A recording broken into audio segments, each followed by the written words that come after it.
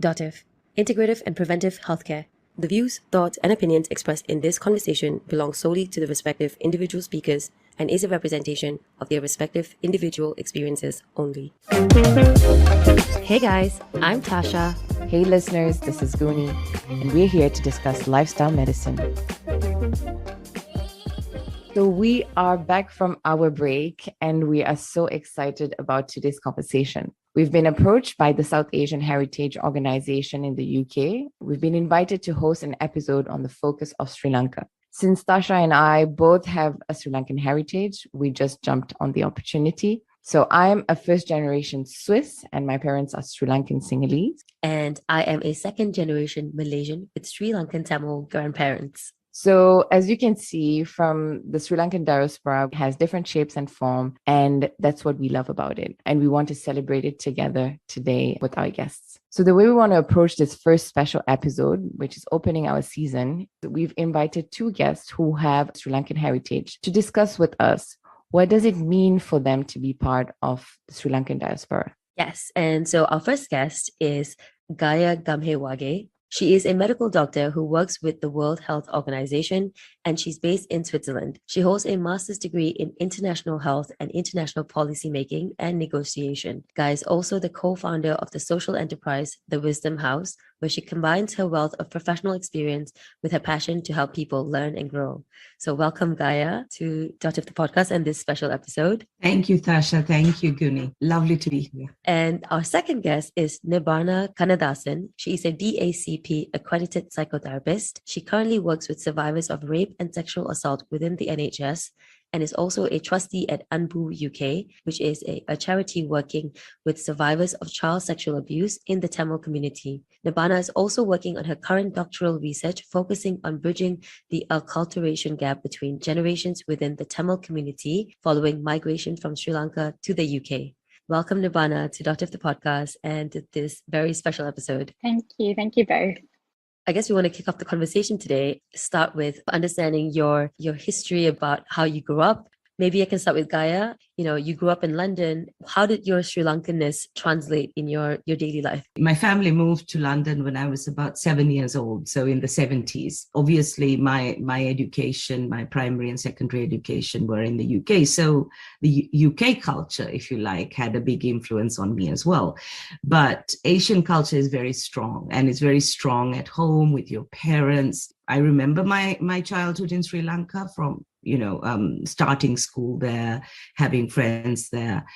I think the one thing that my parents really took with them when they went to England was a sense of family, a very strong sense of family duty, family responsibility, a very, very strong importance attached to education and educational achievement. My goodness, my mother was a teacher and her mother was a headmistress.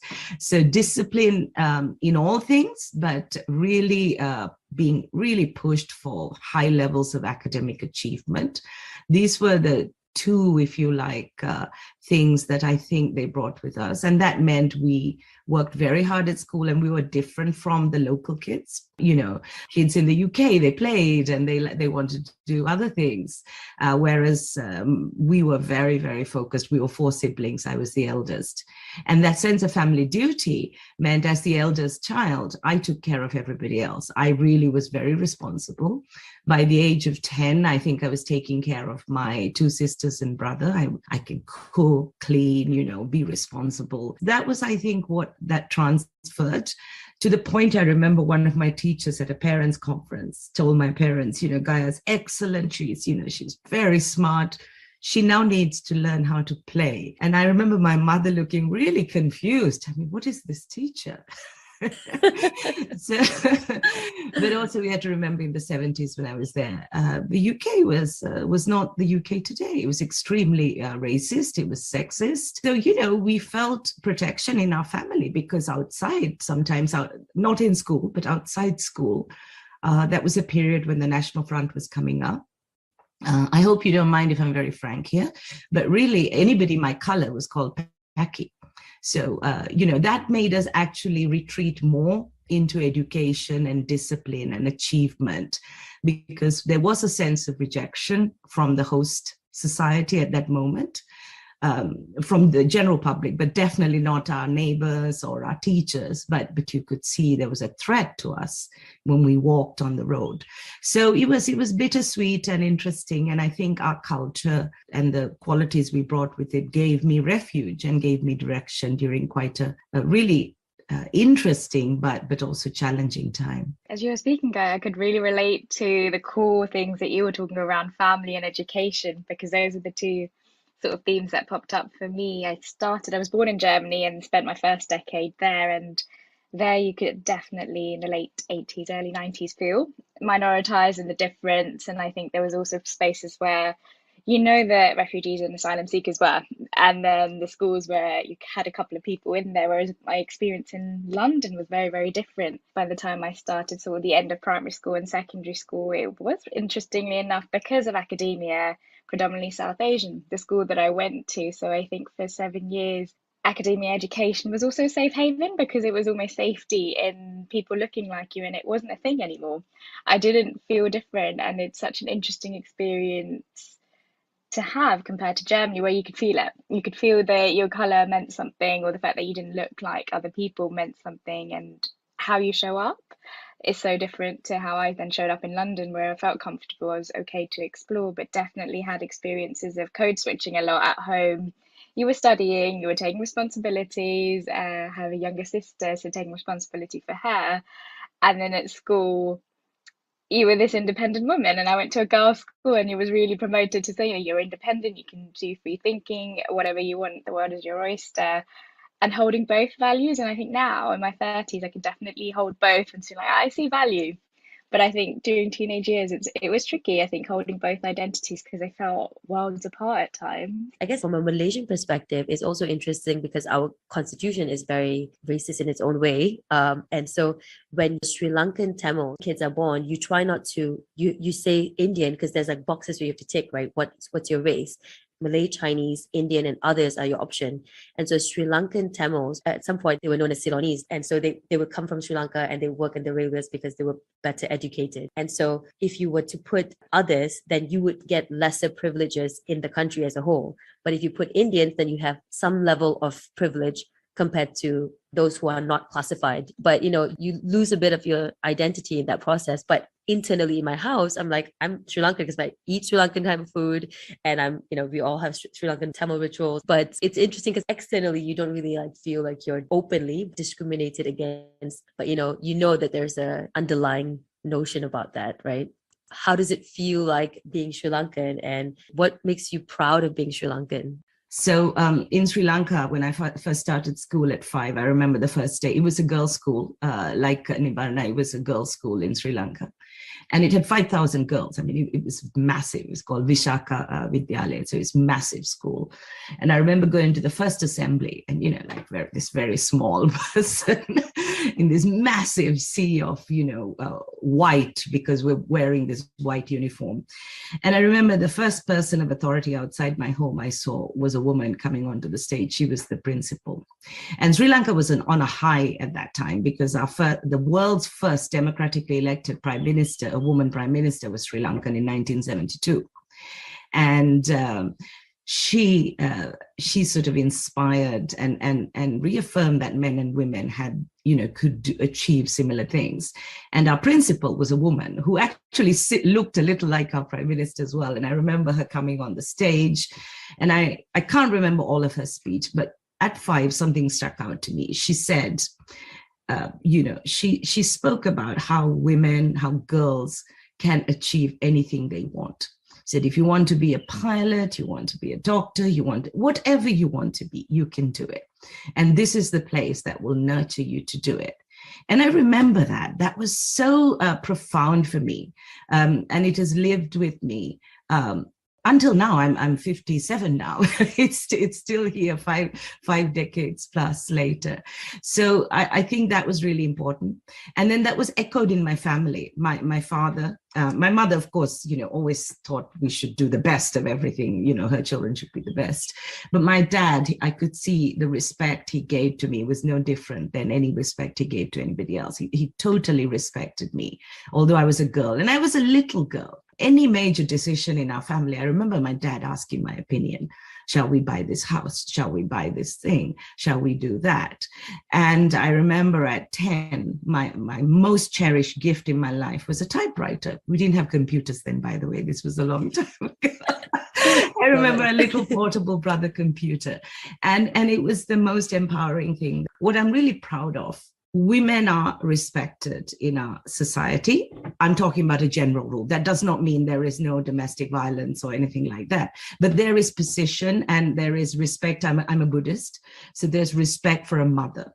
So, there's a respect for a woman, a mother. That's a really important aspect of the culture. Qualities of kindness, compassion, patience, all of these things. In Sri Lanka is also very multicultural. We celebrate everybody's celebrations. I mean, we have 30 plus holidays a year in Sri Lanka. And the other thing I'm proud of is that, Sri Lanka has been extraordinary. I mean, if you look at where we started in 1948 and the current period notwithstanding, how we managed to develop our country. We have one of the highest literacy rates in the world. We have some of the lowest maternal mortality, child mortality rates in the world. So if you look at public health, if you look at education, which shows how a society is functioning, these are absolutely, amazing for such, what we were a low-income country, then we became a lower middle-income country. And unfortunately, due to bad governance, we have gone back into a major crisis today. And that speaks to our ability to work quite hard. Anywhere around the world where I've been and I've met Sri Lankans, or I hear other stories from other people who are not Sri Lankan talking about Sri Lankans, they can appreciate that Sri Lankans are survivors. They go anywhere, and because of their appreciation for education, they will do anything in their power to educate their kids. So they will work 5 jobs, 6 jobs, whatever it takes to make sure that their kids are educated. I can definitely resonate with, I think, the education, that knowledge is power, and that being drilled in really early on. And I think for me, what always stands out is my mum is one of 11, which I don't think is uncommon in her space, but it's a huge family nonetheless. And going back to her family home in Jaffna, I think is probably when I really feel rooted or belong somewhere. You hear stories about what happened in childhood and who was doing what and which brother was doing this. But actually, I think being in the place where the stories happened, and they have a little soap company, which is a social enterprise. So I think being there and the company's still running in its small form, and you get to see how it's made and be in touch with history, I think, is what really connects me and makes me quite proud to be part of it, particularly in summers when the Nallur festival is happening and you get to go temple and you see that sense of community, which I think is huge. And if you're not careful, you're probably swept away in the crowds and get lost unless you know your way back. But I love that. I think that sense of community that happens as rituals, as traditions, that everybody knows what food you're getting or where to go to get the best peanuts. And I think that there's pockets of that here in London, and I think all over the world, where there's temples and religious places where people come together as a community. But yes, it's about prayer and it's about spirituality, and at the same time it's about coming together and finding those safe havens for people to do that again. So I think I like going back to Sri Lanka to see where it happens and where it's come from. And it's a beautiful country. I think if we're thinking nature-wise and we're thinking preservation-wise, there's something quite peaceful, I think, being by the sea and it being an island. And I think for me, that always brings a sense of pride, despite, I think, what happens with people and man-made things, that there's something quite natural. But yeah, I always like going back there. So for me, it's probably there. How spirituality has a space in the country, regardless of social conflict. And I think that's what I feel the most proud, and that richness of knowledge from those different religions and how it's translated in spirituality is something that I foster wherever I am in the world. And that is for me very linked to my roots and how they're able to, in terms of spirituality, navigate among each other. But, I think the moment I was the least proud of being Sri Lankan, and you might, sometimes shy away from even saying it, was when I had peer mates who were Sri Lankan Tamils, and I was not able to articulate what was happening and the civil war, what this government was doing. And so I felt ashamed and didn't know what to do. And there was this divide that was created so early on between two children that was just barely 5 years old. It's only now with growth and understanding of history and like recently, we're actually supporting each other. So we were able to come together later on. But it's true that as a very start, when, the Civil War was quite strong, it was something that I was not very proud of. Yeah. And for you, Thasha, what do you feel the least proud? There's this term, Ceylonese, right? Actually, for the longest time, I was completely blind and the nuance to that term, because I think my parents sheltered me but maybe in my early 20s, and I would hang out with different types of Indian people in Malaysia, and they're like, oh, what's your background? And I'm like, we're Sri Lankan Tamils, and then everyone would have this reaction like, oh, you're Ceylonese, oh, you think you're better than us. And that was the first interaction where I realized that term was actually not really received well, because Ceylonese people in Malaysia were associated with being more snobby and more prestigious, and so then they would look down on Tamil Indians or other Sri Lankans who are not Ceylonese. And so then I realized, oh my God, I need to not use this term. I'm like, oh yeah, I'm Indian. And I would never share that part of me until I was really close to someone and I knew that they would be able to accept that. What about you, Nibbana? Do you feel like there's a moment in your life where you feel least proud about being Sri Lankan? Or Yeah, it's a good question. And I think I'm always wary of how I articulate this, because I guess it's, again, something that I put language to much later in my life as I was developing as a therapist. And I think I got the tools because, much like you were saying, Guni, and you, Thasha, there, I was very much sheltered from that. Being born in Germany, we were really close with other people that had migrated, other families from Sri Lanka, and that didn't have an ethnic discrimination or base on that. And I think there was that refugees and asylum seeking coming together to build a community again. And it wasn't probably till my late teens, I think around 2009, actually, when there was protests happening in London there. And I was sort of like, oh, hang on a minute, this is a part of my identity that maybe I haven't formed a relationship with yet, because parents, as most parents, were quite protective that you need to be studying, your education is really important. So the politics would never showed up until I did my own research and I found out.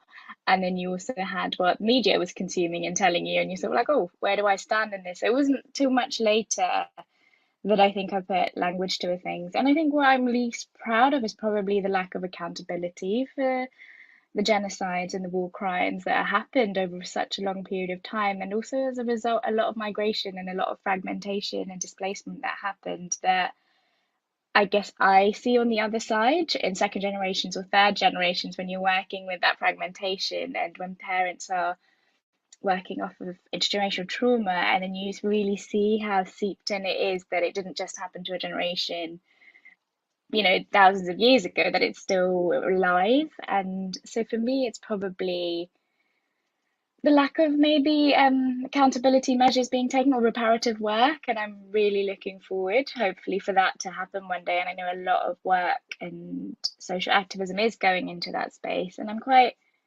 grateful that we're also able to speak about it and put dialogue to it as we make our own opinions about it, and as we form that, which isn't based on maybe media or what he or she said, but actually us having friends or having people that we feel safe enough to talk about it with. I think you articulated very well is we're also here in a conversation from very diverse backgrounds within the Sri Lankan diaspora, and we are telling our own stories. And of course, it's an individual experience and it's a testimonial that is very unique to our experience. And we're not here to speak in behalf of, but I think that it's a beautiful way to share your experience. And Gaia, what about you? I think when I was 18 and the 1981 riots broke out, I had just come back to Sri Lanka, and I was obviously, having grown up in the UK and being subject to racism myself, I was absolutely outraged at what was happening in Sri Lanka. That we could turn on each other this way.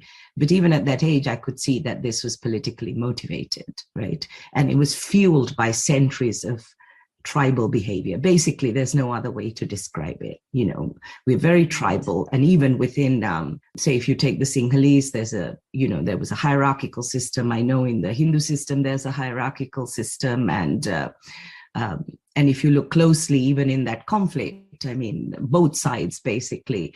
There was internal conflict between the different social groups within each side. But I think because of my experience and education in the UK, I could see this for what it was. And I was absolutely, against it at 18. I was vocal about it. And I realized that I would be not the popular voice. So I think, of course, we do what we can. In the immediate aftermath, we helped Tamil family friends to stay secure, because the country basically went mad. Absolutely. I was in Colombo. And then later on, I worked across what they call the dividing line. I did a psychosocial rehabilitation project for children affected by armed conflict, about 5,000 children, Sinhalese, Muslim, Tamil. And in fact, I was so vocal that I eventually got a grenade in my office and threats to kidnap my own children. And I realized I really could not be part of this society. I just hated it with a vengeance. So finally, because of this threat, when I found work and I came to work in Switzerland and then brought my family over, I went the other way. I made sure that I did not associate with this kind of clannish behavior. I distanced myself from them. I exposed my children to other things. And one of my proudest moments was when my 7-year-old, when we were with a gathering of foreign friends, if you like, they asked, what's your nationality? And my son said, he's Sri Lankan. And they said, but what? Are you, Sinhala or Tamil? And he looked at this person and said, I'm Sri Lankan.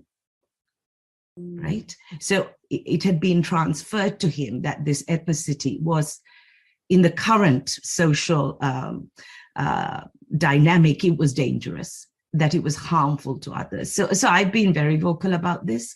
I'm ashamed of the politics since 1948 and what has happened.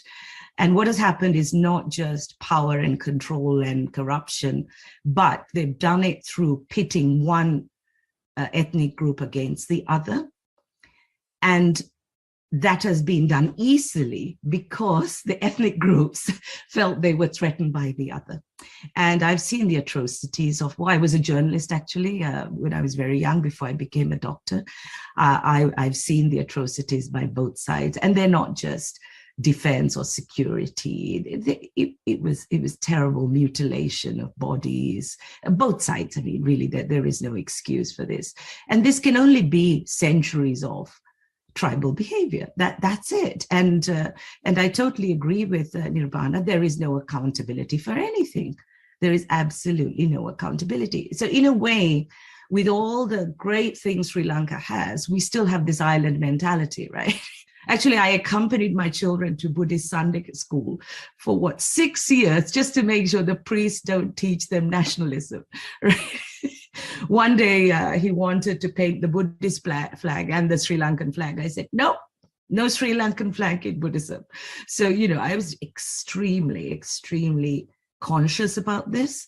Making sure that, the narrative or that some of the Sunday schools for the children actually had been more of the teaching of Buddhism and not, the whole culture and the noise that is around the religion. How would you say your Sri Lankan or your South Asian heritage has translated in the way you approach your work? I think in many ways, more than I know, probably. As I trained and got further into therapy, it's probably when I had to really check myself that I was bringing Western constructs into a collective community and saying, hey, this is Freud, this is so-and-so. Whereas actually, I had a huge reality check when I started placement as a trainee to be, I was lucky enough to work with actually Tamil women that had fled the civil war who were seeking refuge in the UK. And they just throw the whole theory out the window. And you're always told to sit in the room with the human, not the theory. And I think having strong women in the therapeutic space saying this is what happened and being able to witness that was such a powerful experience. I didn't need to be doing anything there. I had more privilege and power in that space that I was already taking up. So I think giving back and taking less of an expert position or a clinical position is something that I think I learned really, really early on, that how do people think about resilience? How do people think about their own power? And how do you they make that narrative? How do they do that storytelling, as opposed to giving people the tools of, you should try this, or have you tried, grounding techniques? Yes, definitely needed, I think, when people are in acute trauma or in PTSD, but if they've come through the other side, there's something about resilience building that I learned from those women. And also, I did a little bit of an outreach program in Sri Lanka in the northeast as well, which is a really interesting experience because, again, that collective sense came through, that the women in Lewisham that I worked with, privacy and confidentiality was there, what they brought in, but they also bump into each other in the waiting room, and they'd be like, oh, I'm going to talk about this today, and what did you talk about? And it was such an open conversation, which you don't see in other settings. People sort of avoid eye contact and walk out. Whereas these women were really about sharing stories, sharing wisdom, anything that was helpful, sharing food. You're always told in therapy, keep the boundaries clean, don't exchange anything. Whereas they would bring food, they'd be like, oh, try this. You're like my daughter's age, if I had one. And really learning to bring that collective warmth that wasn't so clean and clinical and boundaried, I think was one of the biggest ways that I think I tried to show up in work, that we're human first, that there's warmth, and it's not just one-to-one, we're relational. Every time you walk out a therapy room, you're relating to somebody else, and how you relate here is just as important out there. So I think for me, it's the family, the community, it all comes out in bringing that out in a one-to-one space and widening everybody, and not just them, but me, and also learning that they bring so much expertise that we're not the experts in the field half the time anyway. I wanted to just first underscore the point Nirbana make.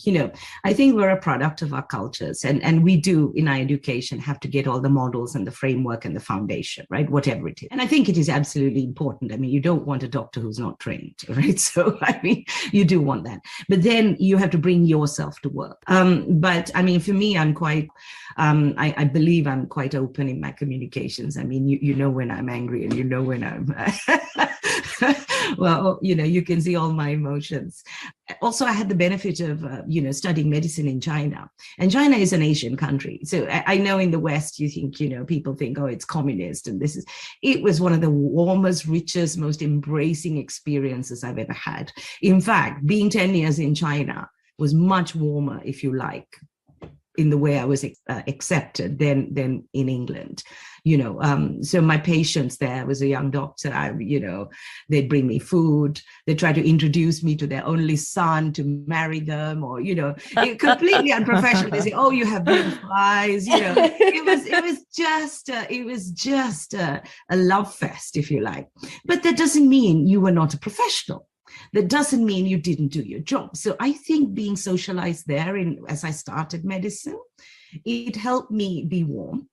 And, what we call the bedside manner, which unfortunately is missing and lacking in a lot of health professionals today. And then, when I was back in Sri Lanka, it was the same. When I was expecting my daughter, I was a young doctor, and I remember the patients would say, come to the ward at 12. And they would take turns to bring me food. It wasn't because I didn't have food. Sweet. It's because it's a blessing to give a pregnant person food, right? And I would secretly take it and eat it, and it was delicious, right? So it was amazing. It was like country food, village food. It didn't blur that line for me. And then as I moved into public health and as a manager and a leader, I tried to bring those values. So I take my responsibility of helping people around me grow very, very much. Whatever it is, you bring your culture with you. Some of my Western colleagues, I mean, if they see the way I am with my staff now, or whether I was with my patients before, they'd be shocked. They'd say, oh, that's not professional. But no, it was professional. It was extremely professional. People are not just a complex of symptoms. There's something else going on in their hearts, in their minds, in their lives. And symptoms are just a red flag. And of course, you have to use all your training and knowledge to figure out what is wrong. But when a person is in front of you, you have to address them holistically as a full person, not as a symptom. And I think my culture helped me do that. As you get older, you also, I don't care which culture you're from, you almost don't care. You just want to do the right thing, right? You want to say, right. Yep, tried that. I've got the foundation, but now I'm going to do it. My only rule is don't hurt others. I mean, I'm just looking forward to this point of my life where I really don't give a F about things. I've been Amen. hearing this from so many women. Be it like, Yes. and they're just like, don't worry, at some point. But so this comes to the point which we all kind of like, it's a bit of a spicy subject, is about relationships, that, you know, you need to marry Sri Lankan. And I was like, oh, really? Because I don't see myself doing that. I was wondering for you ladies, how did that influence your marriage, your relationships or dating? I suppose since I'm old, I better go first. No, I did the right thing. I was the dutiful daughter. I married a Sri Lankan and a Sri Lankan doctor. So, you know, perfect match and all of that. Wonderful person. I had 2 wonderful kids with him, but it couldn't last because actually culturally, I was not purely Sri Lankan. I think that was it. I think we had different life experiences. So in the throes of, you know, young love and passionate love, you don't see that. And he truly is a wonderful person. He continues to be in my life and all of that. But it just couldn't work out because the way he was socialized and the way he was brought up and the way I was brought up was completely different. So that didn't work out. But for the last 13 years, I've been in a relationship and he's not Sri Lankan. Actually, there was a day, you know, it was really nice because my current partner and I actually grew up a couple of miles from each other in South London, right? So we traveled the world and then we didn't know each other, but you could see it was that life experience, the same experience of that we had growing up, maybe that brought us together. So I really went against stereotypes. My current partner hasn't been to university.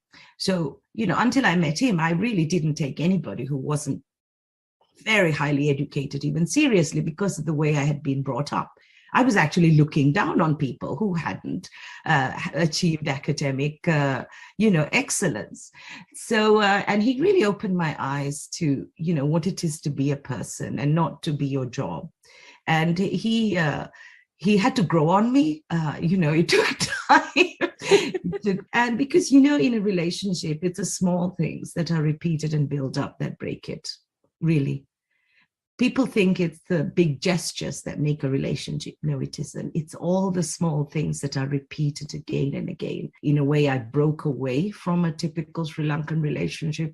Also, it's very difficult, Guni, to generalize about culture and relationships. I think it's your microculture, your micro environment and what you build together that works. So you can have people from a completely different culture who matches your core values, and then it works. Right. And you could have people seemingly, you know, in the traditional Sri Lankan way of matching your horoscope and matching the families, but your values are different, so it doesn't work, you know. So that's my learning. Of course, I'm not going to tell you all the other dates I've had, okay? That would be we would want to know, but at 57, I have a big backlog. So okay. A backlog. Okay. But then we want to know about Nibarna. I was going to say, Gaia, I could be here for days to listen to you story tell, especially about the other dates, which sound really fascinating. Gosh, you've asked me at a point in my life where it feels like dating is a minefield.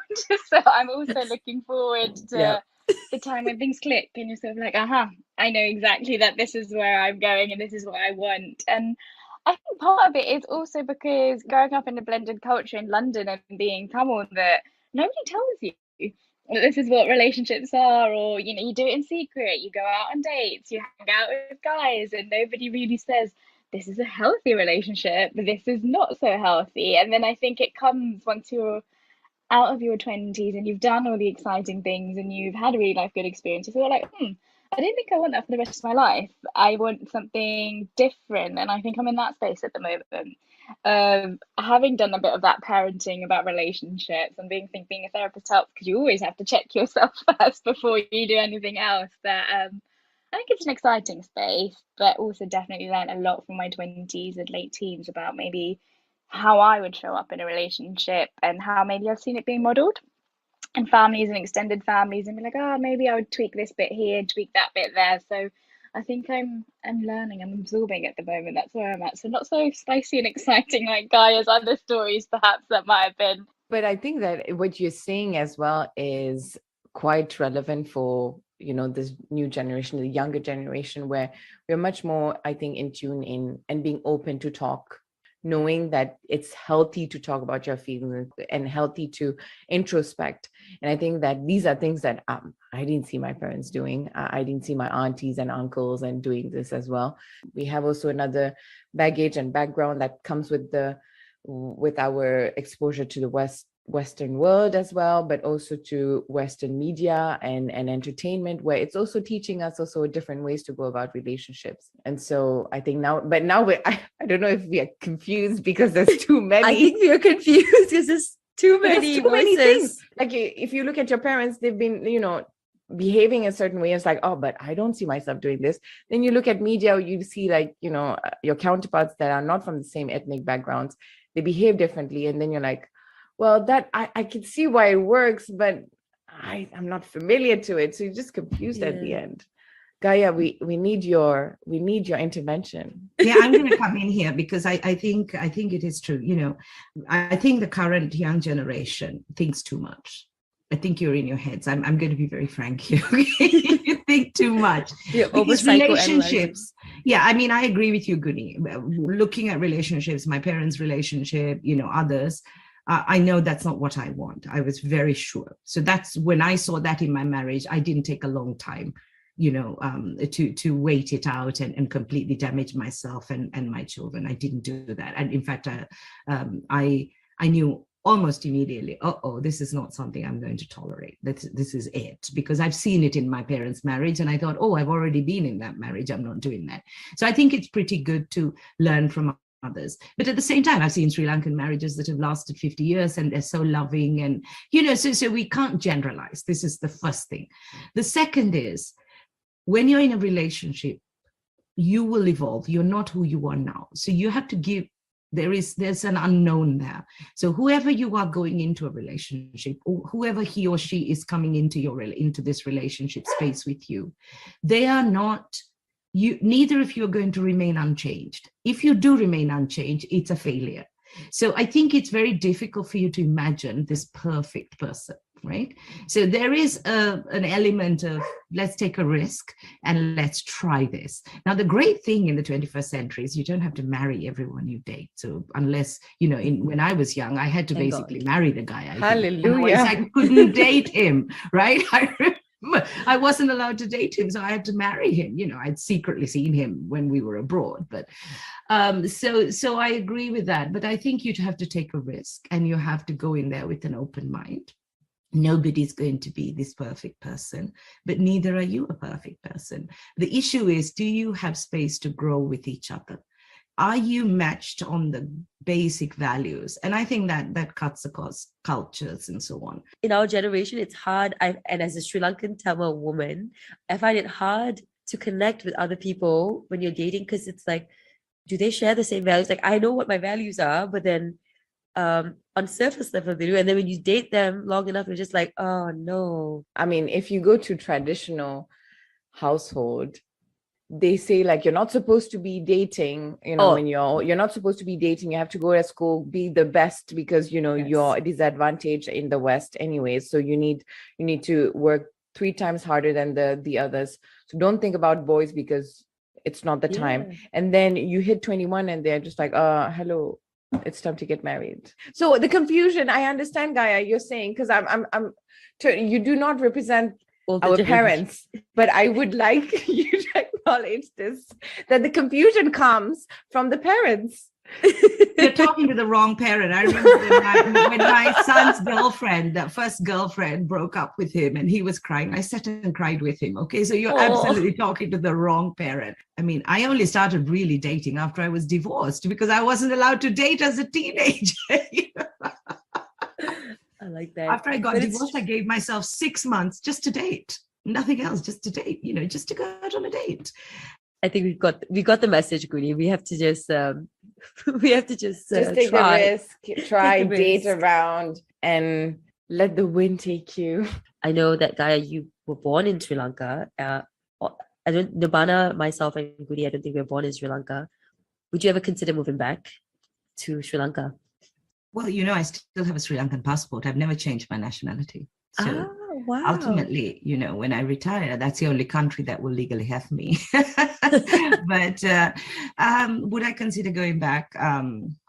Yes, I consider. I've been a global, I've been a world wanderer. I grew up in Sri Lanka, then I went to the UK, came back to Sri Lanka, 10 years in China, now in Switzerland. I have family on 4 continents, in the US, New Zealand, Sri Lanka, here. So yeah, I think where I would go back is where I could be close to family and where I can be close to children.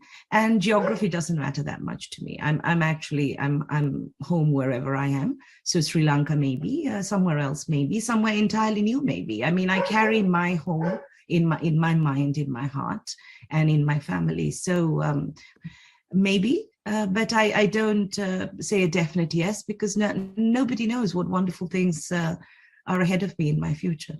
In Nirvana, do you think you'd ever consider moving there?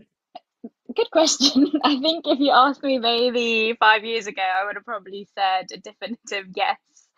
I think I enjoy being rooted in belonging. I think there's nothing quite like that I've not felt in Germany or here. I think that sense of belonging. And interestingly enough, I think now when I think about it, even when I think about going back and maybe doing outreach programs or seeing family, there is a sense of safety attached to it. And I don't know where that's come from over the last couple of years. Like, oh, do I feel completely safe? Can I solo travel like I did a few years ago, like I did before? So I think I'm just watching that feeling and see how that pans out. And I don't know where it's come from, but probably a lot more reflections on how safe is it for if I'm a woman to sort of travel from Colombo to Jaffna on her own. Can I really say that like maybe I did when I was in Princess Bliss, they say, when I was 25, 26. So yeah, I think I'd be a bit more cautious about it. But again, I wouldn't rule anything out. If life has taught me anything at this point, and it is that anything is possible. Every 2 years, you sort of think, oh, never thought that would happen, but it's happened. So, Guni, what about you, Guni? Quick answer is no, but I would definitely make it as my, like a base where I would spend time with, with my family, my parents, etc. But I would not move because I don't have that independence that I have. And that for me is very important. But that's this whole thing where, you walk in the street, people look at you differently. And, you saw it when we were in Sri Lanka. Everyone looks at you. And for me, especially in London, where it's the opposite, people don't care about you. For me, that's a bit hard to take. So I wouldn't. But again, if things changes in Sri Lanka and women feel empowered to, travel around safely, why not? But as of now, with the current situation, no. What about you? Yeah, that's a good point. I mean, I think I have similar experiences in Malaysia where, like, even if you're an Indian woman and if you look remotely like a woman, like anything you wear, you be just looked at.